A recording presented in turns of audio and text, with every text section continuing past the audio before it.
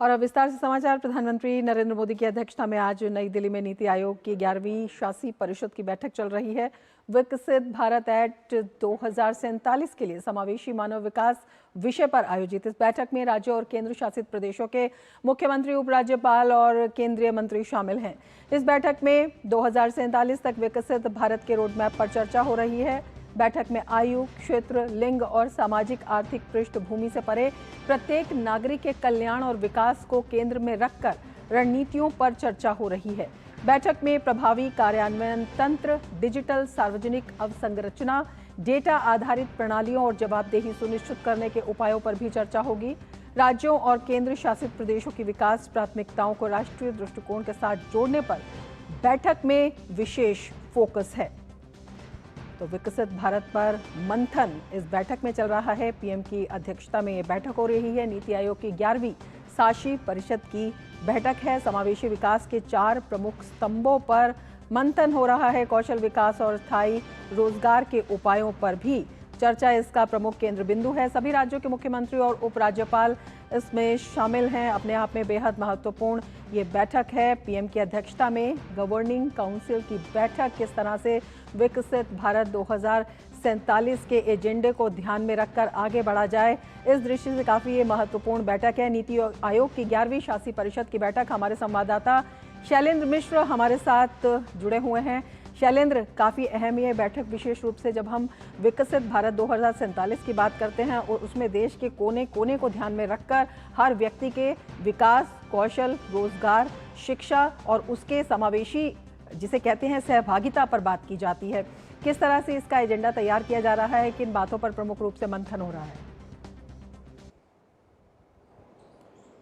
जी बिल्कुल, 2047 में समावेशी रूप में किस तरह से विकसित भारत के लक्ष्य को हासिल किया जा सकता है और उसके लिए क्या कुछ करने की ज़रूरत है, भविष्य में किन कौशल की ज़रूरत होगी युवाओं में या फिर जो श्रम शक्ति में, उस पर बातचीत इस बैठक के दौरान होनी और साथ ही साथ कैसे हम समावेशी विकास पर आगे बढ़ सकते हैं, वो एक बहुत महत्वपूर्ण मुद्दा होगा। शिक्षा और स्वास्थ्य से जुड़े जो हमारे एजेंडे हैं, जो देश जिस विकास के रास्ते पर आगे बढ़ना चाहता है, उसमें किस तरह से और मजबूती लाई जा सकती है, ये सब एक महत्वपूर्ण चर्चा का विषय है।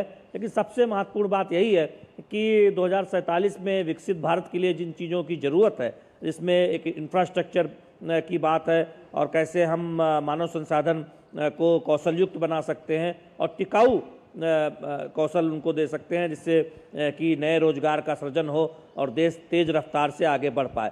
एक बात चर्चा बहुत लंबे समय से हमने देखा, इधर कुछ समय से हुई है कि राज्यों के बीच जो प्रतिस्पर्धा है विकास को लेकर, रोजगार सृजन को लेकर, तकनीक को अडॉप्ट करने को लेकर, इनोवेशन को लेकर, तो कैसे राज्य एक दूसरे से सीख सकते हैं। जब इस तरह की बैठक होती है, नीति आयोग की गवर्निंग काउंसिल की बैठक हो, तो निश्चित तौर पर ये अलग अलग राज्यों के विकास मॉडल पर भी कई बार अनौपचारिक चर्चा हो जाती है। लेकिन एजेंडा जो इस गवर्निंग काउंसिल की बैठक का स्पष्ट तौर पर यही है कि कैसे हम 2047 तक विकसित भारत का लक्ष्य हासिल करें, समावेशी विकास के रास्ते पर आगे बढ़ते हुए। इसका मतलब यह है कि महिलाएं हों या युवा हों या फिर अलग अलग वर्ग के लोग हों, आय वर्ग के लोग, मध्यम वर्ग हो, निचला मध्यम वर्ग हो या फिर गरीब हो, उन सबके लिए अवसर हो, उन सबको आगे बढ़ने का पूरा अवसर मिले। महिला है, किसान है, उद्यमी है, चर्चा बिल्कुल तमाम क्षेत्रों के लोग हैं। आपने बड़ी महत्वपूर्ण एक बात का जिक्र किया है शैलेंद्र, कि किस तरह से जो राज्यों के बीच में जिस तरह की प्रतिस्पर्धा है, उनके विकास का जो विजन है उसे राष्ट्रीय विजन से जोड़ा जाए। उसके लिए किस तरह की कवायद इस बैठक में?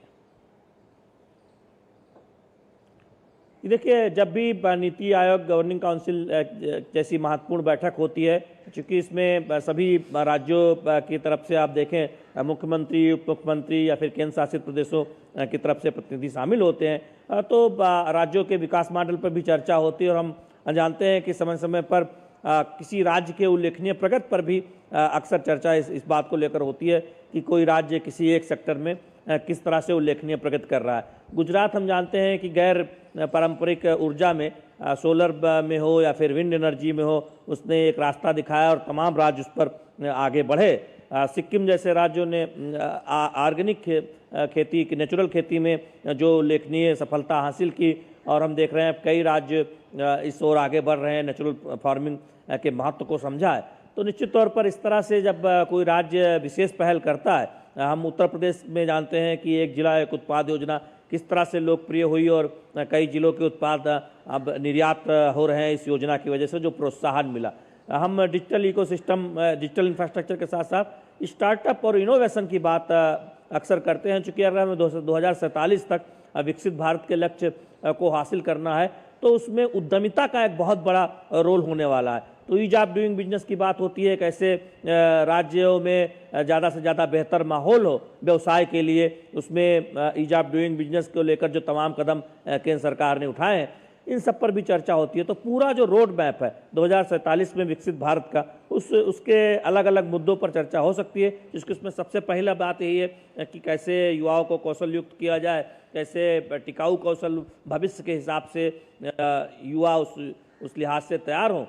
चूँकि हम देखते हैं कि श्रम शक्ति सबसे महत्वपूर्ण होती है और उनको कौशल युक्त बनाना, नई नई तकनीक पर काम करना, ये उसके लिए एक इकोसिस्टम की ज़रूरत होती है। तो ये भी एक महत्वपूर्ण मुद्दा है। दूसरी बात यह है कि किसी भी क्षेत्र को वो कोई पीछे ना छूटे, उत्तर हो, दक्षिण हो, पूरब हो, पश्चिम हो, सभी के विकास पर खास ध्यान हो और इस तरह से रूपरेखा 2047 की बने, इसमें हर क्षेत्र अपनी भागीदारी बेहतर तरीके से सुनिश्चित कर पाए। बिल्कुल, विकसित इस पर बहुत चर्चा और होती रहती समावेशी है। विकास दूसरे राज्यों से सीखने की बात अपने आप होती में है। बेहद महत्वपूर्ण। आप नजर बनाए रखिए। बहुत शुक्रिया तमाम जानकारी के लिए।